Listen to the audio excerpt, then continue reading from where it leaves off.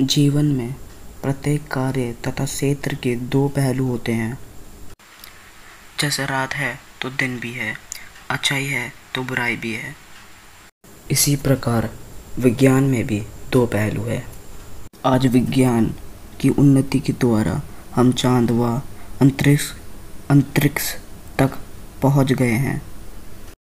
आज हम एक आरामदायक जीवन जी रहे हैं। जिस कार्य को करने में पहले महीने लग जाते थे, अब वह मशीनों द्वारा कुछ घंटों में हो जाता है।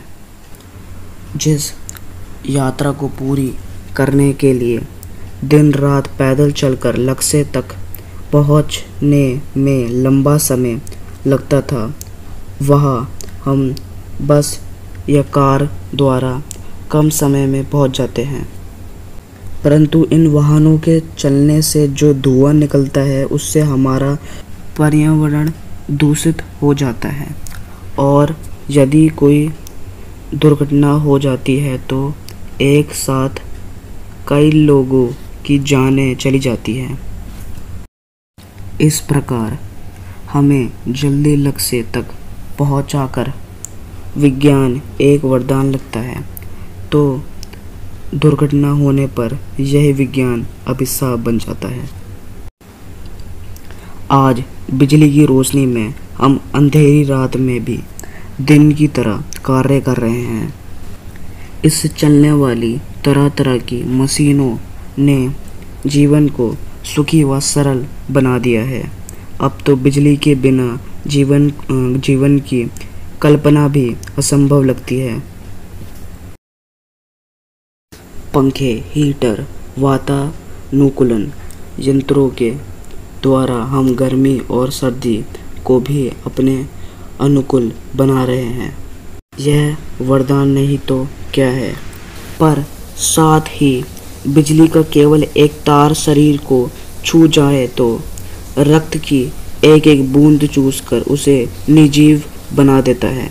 विज्ञान की सहायता से मनुष्य घर में बैठकर ही संसार के किसी भी कोने में बातचीत कर सकता है।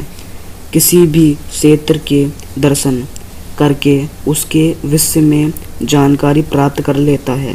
ग्रह नक्षत्रों की हलचल को पहले ही जान लेता है, जिससे कुछ सीमा तक प्राकृतिक आपदाओं से अपनी सुरक्षा कर लेता है। यह सभी विज्ञान के वरदान ही है।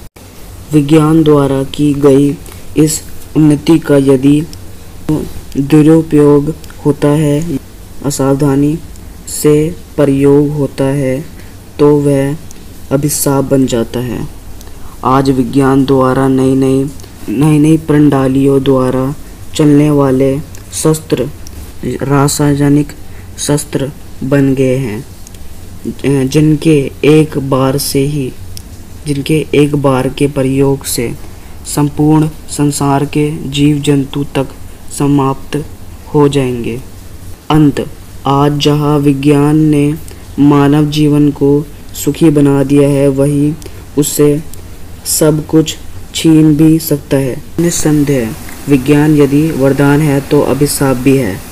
उससे जितना हमें दिया है उससे अधिक ले भी सकता है।